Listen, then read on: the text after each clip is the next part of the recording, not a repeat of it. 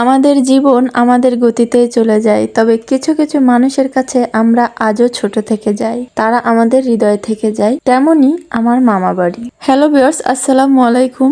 আমরা যাচ্ছি আমার মামা বাড়ি চালনাতে। সেখানে আমার ভাইয়েরও বাসা, যেহেতু কর্মসূত্রে আমার ভাইয়েরও স্থান এখানে বসবাস করে। তো এখানে আমরা রেডি হয়ে বাড়ি থেকে বের হয়ে গিয়েছি, আমার শ্বশুর শাশুড়ি, আমার ছেলে এবং মেয়ে এবং আমি। তো আমরা বেরিয়ে পড়েছি এবং আমরা এই যে পানখালি যে ফেরি, সেখানে পৌঁছে গেছি। এখন ফেরি পার হব। আমার মামা বাড়িতে বেড়াতে গেলে খাওয়ার কথা না বললেই নয়, এত যত্ন করার, এত সুস্বাদু খাবার খাই যে সব সময় সারা বছরই সেটা মুখে লেগে থাকে, যেহেতু বছরে একবার যাই। তো আমার মেজো মামা রান্না করছে, দেখুন গলদা চিংড়ি ভুনা, আর আছে আমার বড় মামির হাতের স্পেশাল রান্নায় যে ট্যাংরা মাছ ভুনা।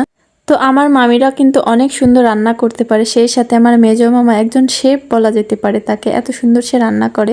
বাড়ির উঠানে পাটি নিয়েছে এভাবে সারিবদ্ধ হয়ে খাওয়া, এটা কিন্তু আলাদা একটা মজা। মামা বাড়িতে গিয়ে এত বছর পরেও কিন্তু আমার মামা বাড়িতে সেই আপ্যায়নটাই পায়, যেটা কিনা ভাষায় বলে প্রকাশ করা যাবে না। দেখুন আমার বড় মামা, আমার মামাতো ভাইয়েরা, আমার বড় মামা অনেক ভালো, আমার মেজো মামা অনেক ভালো। তবে আমার মেজো মামা একটু রান্না বাড়া করতে ভালোবাসে। দেখুন সে নিজে হাতে রান্না করেছে, সবাইকে সে নিজে তুলে দিচ্ছে, আমার ভাই ভাবি, আমার মামাতো ভাই সবাইকে।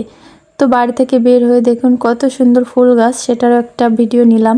তো এখানে দেখুন আমার নানি, আমার মা, আমার মার কোলে আমার ছেলে ঘুমিয়ে যাচ্ছে। তো এই পাশে আছি আমি এবং আমার শাশুড়ি। তো আমরা সন্ধ্যা হয়ে আসছে, তার আগেই মাগরিবের আগেই পৌঁছে গেছি চালনায়। তারপরে বড় মামাদের বাসায় একটু আড্ডা দিতে গেছি। এসে দেখি আমার ভাবি কাচ্চি বিরিয়ানি রান্না করছে।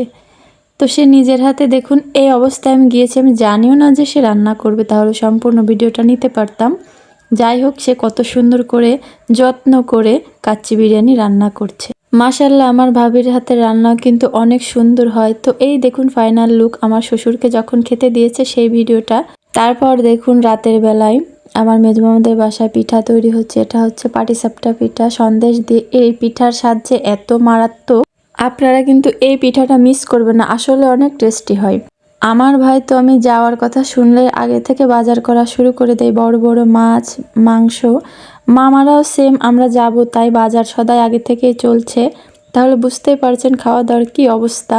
তাদের এই ভালোবাসার ঋণ আমি কোনোদিনও শোধ করতে পারবো না। আমি আসলেই ভাগ্যবান, যেহেতু আমি সবার কাছে এত এত ভালোবাসা পাই। আমার ভাই বোনেরাও যেমন ভালোবাসে, আমার মামা মামি, আমার ভাবি ভাই সবাই আমাকে অনেক অনেক বেশি ভালোবাসে। আসলে এদের ভালোবাসার ঋণ আমি কখনোই শোধ করতে পারবো না, শুধু মন থেকে দোয়া করা ছাড়া। এই ছিল আমার আজকের ভিডিও। যদি ভালো লাগে লাইক করবেন, কমেন্ট করবেন, শেয়ার করবেন।